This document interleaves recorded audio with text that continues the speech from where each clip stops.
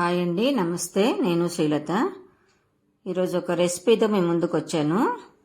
అదేంటంటే వంకాయ రోటి పచ్చడి అండి. ముందుగా ఒక పెద్ద వంకాయ, బెంగళూరు వంకాయ అంటారు కదండి, దాన్ని కడిగి కొంచెం ఆయిల్ రాసి పెట్టుకున్నాను పక్కన.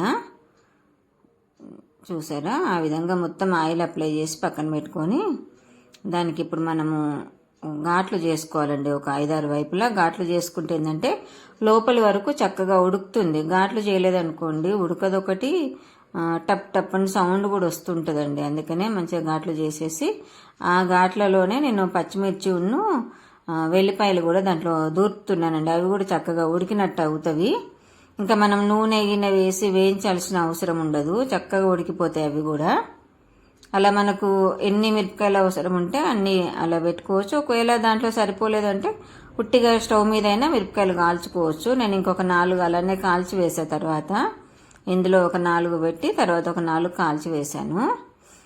వంకాయ సైజు కొంచెం పెద్దగా ఉంది కాబట్టి కొంచెం కారం సరిపోలేదనిపించి ఇంకొక 4 పెట్టాను. అలా ఇప్పుడు స్టవ్ ఆన్ చేసుకొని ఒక స్టాండ్ లాంటిది పెట్టినా, అది పెట్టేసి దాని మీద పెట్టాను. చక్కగా మొత్తం మంచిగా కాలాలండి. లోపలంతా ఉడికిపోయి పైనంతా మంచిగా నల్లగా అయిపోతేనే మనకు పొట్టు ఈజీగా వస్తుంది. చాలామంది చేస్తుంటారండి వంకాయ పచ్చడి. చాలా అంటే చాలా టేస్ట్గా ఉంటుంది. ఒకటి వేడివేడి అన్నంలో చక్కగా కొంచెం నెయ్యి వేసుకొని తింటే మస్తు రుచిగా ఉంటుందండి, చాలా ఎమ్మిగా ఉంటుంది. అలాగే నేను ఇప్పుడు దాంట్లోకి సరిపడా ఒక 4 టమాటాలు కూడా ఇప్పుడు వంకాయలు అవగానే అవి కూడా శుభ్రంగా కడిగి తుడిచి ఆయిల్ అప్లై చేస్తున్నాను.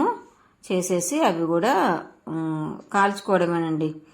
అంటే మనం ఈ రెసిపీకి ఏంటంటే మూకుడు పెట్టి అలా ఆయిల్ వేసి వేయించకుండా మొత్తం ఇట్లా స్మోక్ తోడి చేసుకోవడము. వంకాయ పచ్చడి రకరకాలుగా చేస్తుంటారు కదండి, నేను కూడా చేస్తాను.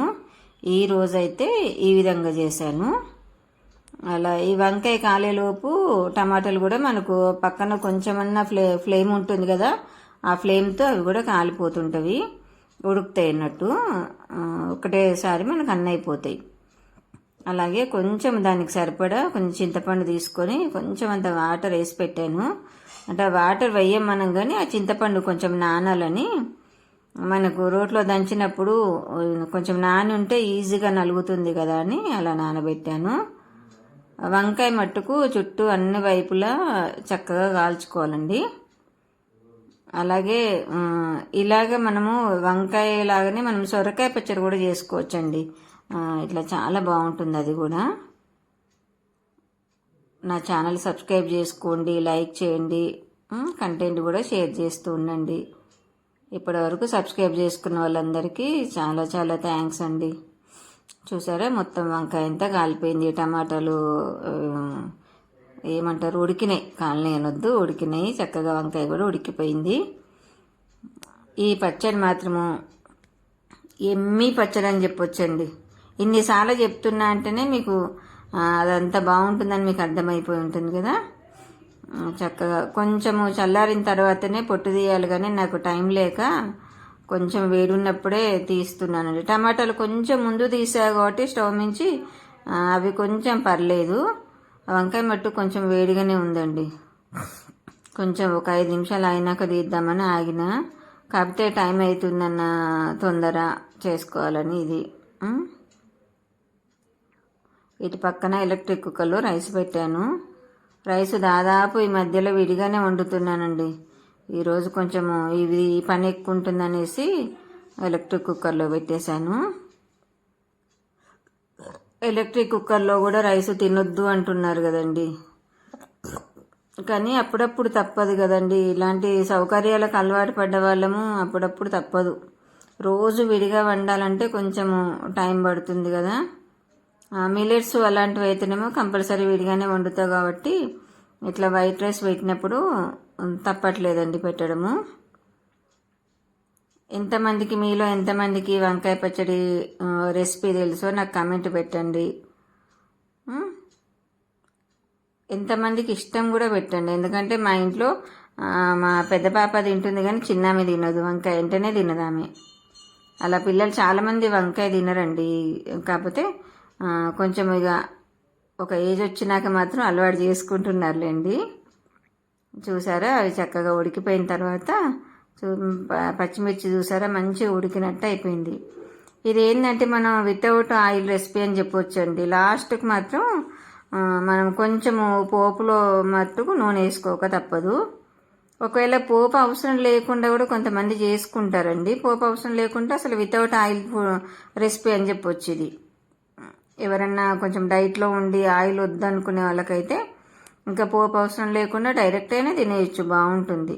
కాకపోతే మనకు అలవాటు కదండి, ఏ పచ్చడి చేసినా పప్పు అయినా పచ్చడి అయినా ఏదైనా పోపు అనేది మనకు అలవాటు, కానీ మనం పోపు వేసుకుంటాం. కొంతమంది అయితే పోపు వేసుకోరు.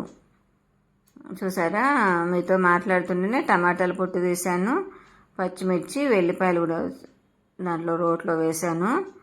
వంకాయ చూసిందంటే ఇంకా వేడిగా ఉంది, అందుకే స్పూన్తో సగం తీస్తున్నా, చేతితో సగం తీస్తున్నానండి. అది ఆ పట్టిని మాత్రం రోట్లో వేయలేక ముక్కలుగా కట్ చేసి వేసుకున్నానండి. చాలా త్వరగా నలిగిపోతుంది కూడా మనకు పచ్చడి, అన్నీ ఉడికిపోయి ఉన్నాయి కదా. టమాటాలు ఒక్కసారి దంపగానే దాంట్లో వాటర్ అయితే బాగా వచ్చిందండి టమాటాలలో. చూసారా, దానికి కావాల్సినవన్నీ రెడీ పెట్టుకున్నాను. ఇంకా ఈ ప్లేట్లో ఉప్పును అది కొంచెం జీలకర్ర పొడి అండి. జీలకర్ర వేసే బదులు నేను జీలకర్ర పొడి వేస్తున్నాను. ఇలా మనము వెయిట్ లాస్ ఉన్న వాళ్ళు చాలా వరకు కూరగాయలు ఇట్లా స్టీమ్ మీద కానీ ఫ్లేమ్ మీద కానీ ఇట్లా ఉడకబెట్టుకొని తింటే మనకు చాలా మంచిదండి. స్టీమ్ బాయిల్ చేసి కూడా తినొచ్చు మనం, చాలా కూరగాయల వరకు కూడా అలా తినొచ్చు. మనకి ఏంటంటే మొత్తము ఉడకదు, కొంచెం 80% అట్లా ఉడుకుతుంది. దాని మీద కొంచెం ఉప్పు కారము లేకపోతే పెప్పర్ వేసేసుకొని తినేస్తున్నారండి ఇప్పుడు చాలామంది కూడా. అంటే వెయిట్ లాస్ చేసేవాళ్ళు మొత్తం పోపులు వేసి నూనెలో అట్లా చేసుకోవట్లే కదా, అలాంటి వాళ్ళకు ఇలాంటి పచ్చళ్ళు చాలా పనిచేస్తాయండి. మనం ఇలానే సొరకాయ చేసుకోవచ్చు, దోసకాయ కూడా చేసుకోవచ్చు అండి. చక్కగా దోసకాయ అంత చిన్న, కాకపోతే కొంచెం చిన్న సైజు దోసకాయలు తీసుకోవాలి. అది కూడా కొంచెం ఘాట్లు పెట్టేసి కాల్చేసి చేసుకోవచ్చు. నేను ఒకసారి చూపిస్తా ఉండండి, దోసకాయ పచ్చడి కూడా చాలా బాగుంటుంది అది కూడా. ఇంకా ఇది మనము కట్టెలు బొగ్గులు ఉంటాయి కదండి, బొగ్గుల కుంపట్లో కనుక కాలుస్తే ఇంకా చాలా బాగుంటుందండి వంకాయ. కానీ మనకి ఇప్పుడు బొగ్గులు అది అందుబాటులో లేక నేను ఇలా స్టవ్ మీద చేశాను, అయినప్పటికీ బాగానే ఉందిలేండి. చూసారా, వంకాయలన్నీ నేను అట్లా ముక్కలుగా తరిగి పెట్టుకున్నానండి.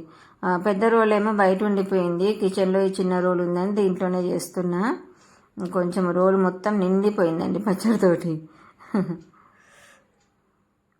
చూసారా, మెత్తగా అయిపోయింది. ఇప్పుడు చివరికి ఉల్లిపాయలు అయితే మనకేం మెత్తగా అవ్వక్కర్లేదండి, కొంచెం ముక్కలు ముక్కలుగా ఉంటేనే బాగుంటుంది. కొంచెం ఒక గుప్పెడంతా కొత్తిమీర కూడా వేసుకుంటే రుచి బాగుంటుంది. ఈ వంకాయని చాలా రకాలుగా చేసుకోవచ్చండి నిజంగా. అదేదో సినిమాలో పాట ఉంది కదండి, వంకాయ నారాజు ఏదో పాట, నాకు ఆ పాటలు రావు కదండి. అట్లా వంకాయ అంటే నిజంగా మనకు కూరలలో మహారాజేనండి వంకాయ మాత్రం. వంకాయతోటి మా చిన్న బియ్యంపురాలు అయితే ఒక 16 రకాల వెరైటీలు చేస్తుందండి ఆమె. అన్ని వంకాయతో మనం అన్ని చేసుకోవచ్చు, కూరగాయలలో రారాజు అన్నట్టు వంకాయ. మనం ఏ కూరగాయతోనైనా ఒక 2-3 రకాలుగా చేసుకోవచ్చు అండి, వంకాయతో మట్టుకు అన్ని చేసుకోవచ్చు. ఏమంటారు, అవునంటారా కాదంటారా? వంకాయ రెసిపీస్ చూడాలంటే మా చిన్న పాప అత్తగారింట్లోనే చూడాలి. అన్ని రకాల వేరే వంకాయని ఏమంటారు, వంకాయ జీవితంతో వాళ్ళు ఆడేస్తారన్నట్టు, అన్ని వెరైటీలు చేస్తారు వంకాయతోటి. అన్నిటికన్నీ మళ్ళా డిఫరెంట్ టేస్ట్ తోటే ఉంటాయి. నేను కూడా ఒకసారి మీకు ఒక 4-5 రకాలు ఎట్ ఏ టైం చేసి చూపిద్దామని నాకు ఉంది ఒక ప్లాను. తర్వాత పచ్చడి అయిపోయింది కదా, ఒక ప్లేట్లోకి తీసుకున్నాను. మళ్ళీ మూకుడు పెట్టుకొని కొంచెం ఆయిల్ వేసుకొని పోపుకు సరిపడా దీంట్లో నేనైతే ముందు మినప్పప్పు వేసాను. కొంచెం గుండ్లు కాబట్టి టైం పడుతుంది వేయడానికని ముందు వేసాను. మీలో కూడా ఎవరెవరికి వంకాయ రెసిపీస్ ఏమైనా కొత్తవి వస్తే, అంటే కొత్త వంటకం వంకాయతో వస్తే నాకు కమెంట్ పెట్టండి.